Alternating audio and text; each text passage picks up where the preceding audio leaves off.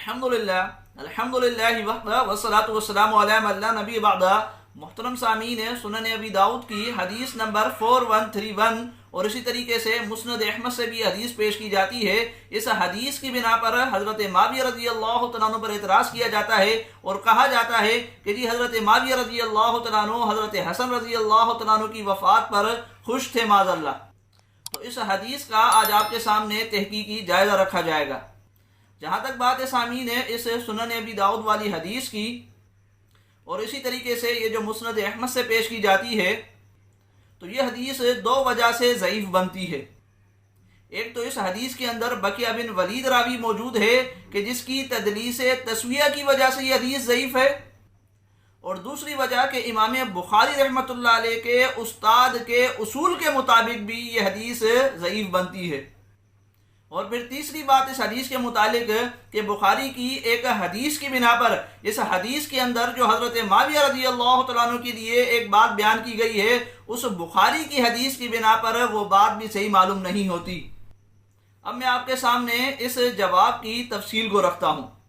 देखें, इस हदीस के अंदर बकिया बिन वलीद रावी मौजूद है जो तदलीस तस्विया करता था, आम मुदल्लिस नहीं बल्कि तदलीस तस्विया करने वाला, जिसे उसूल हदीस की इस्तिलाह में बुरी तदलीस कहा जाता है।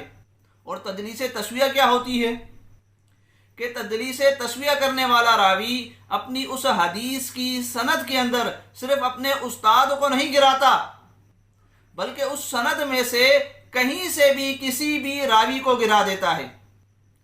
इसलिए फिर तदलीस तस्विया करने वाले रावी की जो हदीस पेश की जाती है, उस हदीस के अंदर कहीं भी सनद में अन मौजूद ना हो, बल्कि हद्दसना अखबरना यानी सिमा की सराहत मौजूद हो।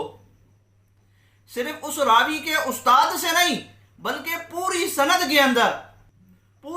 के अंदर सिमा की सराहत मौजूद हो, तब जाकर वो हदीस सही बनती है। तो ये जो हदीस पेश की जाती है, चाहे सुनन अबी दाऊद से पेश की जाए चाहे मुस्नद अहमद से पेश की जाए, आप दोनों की सनदों को देख सकते हैं। दोनों जगह बकिया बिन वलीद रावी मौजूद है और मुकम्मल सनद के अंदर आप देख सकते हैं ये अन मौजूद है। और इस बकिया बिन वलीद रावी की इस सनदों के अंदर आप देख सकते हैं अन मौजूद है, चाहे ये सुनन अबी दाऊद की रिवायत है चाहे ये मुस्नद अहमद की रिवायत हो। तो बकिया बिन वलीद रावी की तदलीस तस्विया की वजह से ये रिवायत ज़ईफ़ बनती है। फिर सामीन, यहाँ एक बात और भी आप याद रखें कि बाज़ लोग कहते हैं कि जी मुस्नद अहमद के अंदर तो बकिया बिन वलीद रावी अपने उस्ताद से सिमा की सराहत कर रहा है, हद्दसना या अखबरना दिखाते हैं वहाँ से वो। और फिर इसके साथ ये भी कहा जाता है कि हाफिज़ ज़ुबैर लिज़ई साहब ने और अल्बानी साहब ने इस हदीस को सही कहा है। तो इसका भी जवाब समझ लीजिए। देखें, हमने जैसा कि आपके सामने ये बात रखी कि बकिया बिन वलीद आम मुदल्लिस नहीं, तदलीस तस्विया करने वाला है, इसलिए उसकी सिर्फ अपने उस्ताद से सिमा की सराहत मौजूद होना काफ़ी नहीं है उसकी सनद या उसकी हदीस के सही होने के लिए, बल्कि पूरी हदीस पूरी सनद के अंदर उसको सिमा की सराहत दिखानी पड़ेगी। जैसा कि मुस्नद अहमद के अंदर ये सिमा की सराहत मौजूद नहीं है और आपको अन दिख रहा है यहाँ। इसी बिना पर आप ये हवाला देख सकते हैं, अल्लामा शुएब अर्नाऊत ने भी इस मुस्नद अहमद वाली हदीस को इस बकिया बिन वलीद रावी की तदलीस तस्विया की वजह से ज़ईफ़ कहा है। अगरचे ये रावी वही बात आ जाती है कि ये रावी अपने उस्ताद से सिमा की सराहत कर रहा है, लेकिन उसके बावजूद अल्लामा शुएब अर्नाऊत इस हदीस की सनद को ज़ईफ़ कहते हैं। तो क्या अल्लामा शुएब अर्नाऊत को इस उसूल का पता नहीं था कि अगर मुदल्लिस रावी जो है वो अपने उस्ताद से सिमा की सराहत दिखा दे तो उसकी वो हदीस सही होती है? लेकिन उसके बावजूद अल्लामा शुएब अर्नाऊत इस बकिया की इस रिवायत को ज़ईफ़ कह रहे हैं और साथ में बतला भी रहे हैं कि बकिया बिन वलीद की तदलीस तस्विया की वजह से ये रिवायत ज़ईफ़ बनती है। यानी बकिया सिर्फ अपने उस्ताद से सिमा की सराहत नहीं दिखाएगा, बल्कि पूरी सनद के अंदर अन मौजूद ना हो और सिमा मौजूद हो। और ये बात सामीन है सिर्फ अल्लामा शुएब अर्नाऊत ने नहीं कही, بلکہ آپ اس پر حوالے دیکھ لیجیے، آپ کے سامنے ہیں۔ ابن ملقن رحمۃ اللہ علیہ نے البدر المنیر کے اندر بھی یہی بات لکھی ہے، آپ دیکھ سکتے ہیں۔ وہ لکھتے ہیں کہ بقیہ اگر حدثنا بھی کہے تو بھی کوئی فائدہ نہیں۔ کیوں؟ کیونکہ بقیہ تدلیس تسویہ کرتا تھا۔ ابن ملقن رحمۃ اللہ علیہ یہ بات لکھ رہے ہیں۔ اسی طریقے سے یہ ابن جوزی رحمۃ اللہ علیہ یہ بھی کہتے ہیں کہ بقیہ بن ولید تدلیس تسویہ کرنے والا راوی تھا۔ اسی طریقے سے یہ ابن قطان رحمۃ اللہ علیہ کی بات نقل کی ہے علامہ ابن حجر رحمۃ اللہ علیہ نے، کہ ابن قطان فرماتے ہیں کہ بقیہ بن ولید تدلیس تسویہ کرنے والا راوی ہے۔ اسی طریقے سے ابن حجر رحمۃ اللہ علیہ نے بھی یہی بات لکھی ہے بقیہ بن ولید کے بارے میں کہ وہ تدلیس تسویہ کرنے والا راوی ہے۔ اور اسی طریقے سے آپ یہ دیکھ سکتے ہیں حافظ علائی رحمۃ اللہ علیہ نے جامع التحصیل میں یہی بات لکھی ہے۔ اور اسی طریقے سے علامہ زرکشی رحمۃ اللہ علیہ نے النکت میں یہی بات لکھی ہے۔ اور اسی طریقے سے حافظ عراقی رحمۃ اللہ علیہ نے بھی یہی بات لکھی ہے بقیہ کے بارے میں کہ وہ تدلیس تسویہ کرنے والا ہے۔ اور یہ 8واں حوالہ دیکھ لیجئے علامہ سبت ابن اجمی رحمۃ اللہ علیہ کا، کہ وہ بھی یہی بات لکھتے ہیں کہ بقیہ بن ولید تدلیس تسویہ کرنے والا راوی ہے۔ تو بہرحال یہ 8 حوالے ہم نے آپ کے سامنے رکھے کہ یہ تمام محدثین یہی بات کہہ رہے ہیں کہ بقیہ بن ولید تدلیس تسویہ کرنے والا راوی ہے۔ اس لیے ایسے راوی کی، ایسے مدلس راوی کی اگر کوئی روایت پیش کرتا ہے تو اس کو چاہیے کہ اس کی جو سند پیش کر رہا ہے اس سند کے اندر کہیں بھی ان موجود نہ ہو۔ اسی وجہ سے تو علامہ شعیب ارناؤت نے اس حدیث کو ضعیف کہا ہے۔ باقی جہاں تک بات ہے حافظ زبیر الزئی صاحب کی اور علامہ ناصر الدین البانی صاحب کی، تو ان کو پیش کرنے والے خود اس بات کو تسلیم کرتے ہیں کہ ایک سند کے اندر اگر مدلس راوی موجود ہو اور وہ ان سے روایت کر رہا ہو تو اس کی حدیث کو اگر کوئی صحیح بھی کہے گا تو ان کا صحیح کہنا اس حدیث کے صحیح ہونے کے لیے کافی نہیں ہوگا۔ تو ہم بھی یہی بات کر رہے ہیں اصول حدیث کی بنا پر۔ پھر علامہ ناصر الدین البانی صاحب اور اسی طریقے سے حافظ زبیر علی زئی صاحب نے تو حضرت معاویہ رضی اللہ تعالیٰ عنہ کے متعلق یہ جو نبی علیہ الصلوۃ والسلام نے فضیلت بیان فرمائی ہے اور ان کو دعا جو دی ہے، یہ ترمذی کے اندر آپ حدیث دیکھ سکتے ہیں کہ آپ علیہ الصلوۃ والسلام نے فرمایا تھا کہ اے اللہ تو ان کو ہدایت دے اور ہدایت یافتہ بنا دے اور ان کے ذریعے لوگوں کو ہدایت دے دے، اللہم اجعلہ ہادیا مہدیا واہد بہ۔ تو اس حدیث کو البانی صاحب نے بھی صحیح کہا ہے اور اسی طریقے سے حافظ زبیر الزئی صاحب بھی اس حدیث کو صحیح تسلیم کرتے ہیں، لیکن اس حدیث کو تسلیم نہیں کیا جاتا، اس حدیث کا انکار کیا جاتا ہے۔ تو بہرحال بقیہ بن ولید راوی اس حدیث کی سند کے اندر موجود ہے، تدلیس تسویہ کرنے والا ہے، اس وجہ سے یہ حدیث ضعیف بنتی ہے۔ پھر یہاں سامعین ایک اور بات بھی آپ سمجھ لیجئے کہ بعض لوگ مغالطہ دیتے ہیں اور کہتے ہیں کہ جی بقیہ کو تو فلاں نے اس کو ثقہ کہا ہے، توثیق پیش کرتے ہیں، بقیہ بن ولید راوی کی توثیق پیش کرتے ہیں۔ تو اس کا بھی جواب سمجھ لیجئے۔ دیکھیں ہم نے بقیہ بن ولید راوی کی توثیق پر اعتراض نہیں کیا کہ وہ ثقہ ہے یا ضعیف ہے، اس پر ہم نے فی الحال کوئی اعتراض نہیں کیا۔ ہم تو بقیہ بن ولید راوی کی تدلیس تسویہ کی بات کر رہے ہیں، آپ اس کا ہمیں جواب دیں۔ اس کا جواب دیا نہیں جاتا اور یہ کہا جاتا ہے کہ جی بقیہ کو فلاں نے صحیح کہا ہے، فلاں نے صحیح کہا ہے، فلاں نے اس کی توثیق کی ہے۔ تو ایسے تو مدلس راوی موجود ہیں جن کی جو ہے وہ توثیق بھی ہم آپ کو دکھاتے ہیں، لیکن آپ ان کی توثیق کے بجائے ان کی تدلیس کی بات کرتے ہیں اور ان کی روایت کو ضعیف کہتے ہیں۔ مثال کے طور پہ سفیان ثوری ہے، تو یہ ایک مغالطہ دینے کی کوشش کی جاتی ہے۔ پھر اسی طریقے سے سامعین ہے ایک اور بھی بات کہی جاتی ہے کہ یہ جو مسند احمد کے اندر بقیہ کی روایت آئی ہے، اسی سند سے امام ترمذی رحمۃ اللہ علیہ ایک روایت لے کر آئے ہیں اور کہتے ہیں وہ بڑی مشہور روایت ہے، علیہ بسنتی و سنتی خلفاء راشدین۔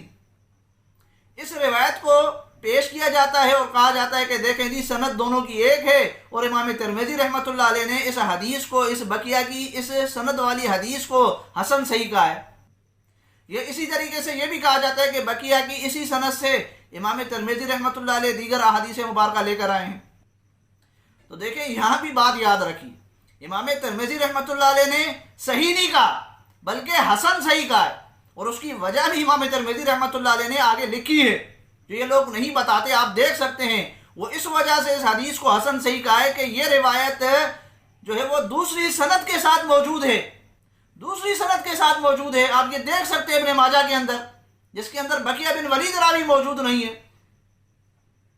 تو جب بقیہ کی ایسی روایت جو اس کے بغیر دیگر راوی نقل کرتے ہیں اور صحیح سند کے ساتھ نقل کرتے ہیں، تو اس بنا پر امام ترمذی رحمۃ اللہ علیہ نے اس حدیث کو حسن صحیح کہا ہے۔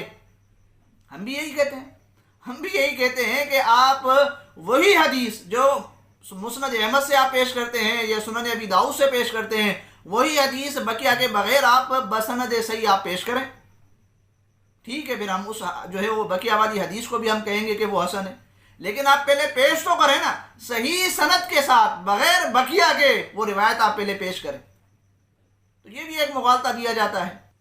پھر اس حوالے سے آخری بات ایک اور بھی کی جاتی ہے کہ جی حافظ زبیر علی زئی صاحب کہتے ہیں کہ بقیہ جب بحیر سے روایت کرے تو اس کی وہ روایت سماع پر معمول ہوتی ہے، کیونکہ بحیر سے جب بقیہ روایت نقل کرتا ہے تو اس کی کتاب سے نقل کرتا ہے۔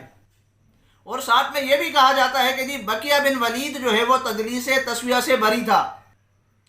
تو اس مغالطے کا بھی جواب آپ سمجھ لیجئے۔ دیکھیں بقیہ بن ولید کے متعلق اگر کوئی کہتا ہے نا کہ جی وہ تدلیس تسویہ سے بری تھا، تو ہم نے بقیہ بن ولید راوی کی تدلیس تسویہ پر 8 حوالے پیش کیے، 8 حوالے، جبکہ اس کے علاوہ بھی حوالے موجود ہیں، لیکن ہم آپ کے سامنے فی الحال ہم نے 8 حوالے رکھے ہیں۔ تو جو بندہ بقیہ بن ولید کی تدلیس تسویہ کا انکار کرتا ہے اور کہتا ہے کہ وہ تدلیس تسویہ سے بری تھا، تو اس کو چاہیے کہ وہ 8 کم از کم 8 محدثین، 8-9 محدثین پیش کرے۔ وہ پہلے 8-9 محدثین پیش تو کرے نا، پھر اس کے بعد یہ بات کہے، وگرنہ ان محدثین کی ان باتوں کا جواب دے۔ ایک بات۔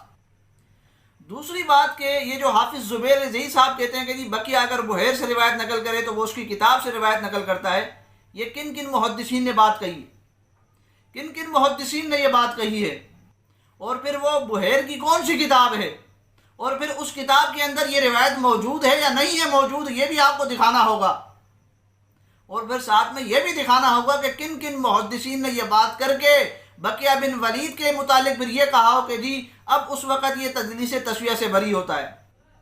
آپ ان تمام باتوں کے بھی جواب لائیں، پھر اس کے بعد آپ کی بات کو مانا جائے گا، کیونکہ ہم جو بات کر رہے ہیں اس پر ہم آپ کے سامنے 8 محدثین پیش کر رہے ہیں، اور آپ جو بات کر رہے ہیں صرف حافظ زبیر علی زئی صاحب کو آگے رکھ دیا، صرف حافظ زبیر علی زئی صاحب یا 1-2 بندوں کی بات نہیں چلے گی، آپ پہلے 8-9 محدثین پیش کریں، اور ہم نے یہ جو بات کہی کہ جی بحیر کی وہ کون سی کتاب ہے جس سے بقیہ یہ روایت نقل کرتا ہے، اور یہ روایت بھی اس کتاب کے اندر آپ کو دکھانی پڑے گی، اور پھر یہ بھی دکھانا پڑے گا کہ جب بقیہ بحیر سے روایت نقل کرتا ہے تو تدلیس تسویہ نہیں کرتا، تدلیس تسویہ سے بری ہوتا ہے۔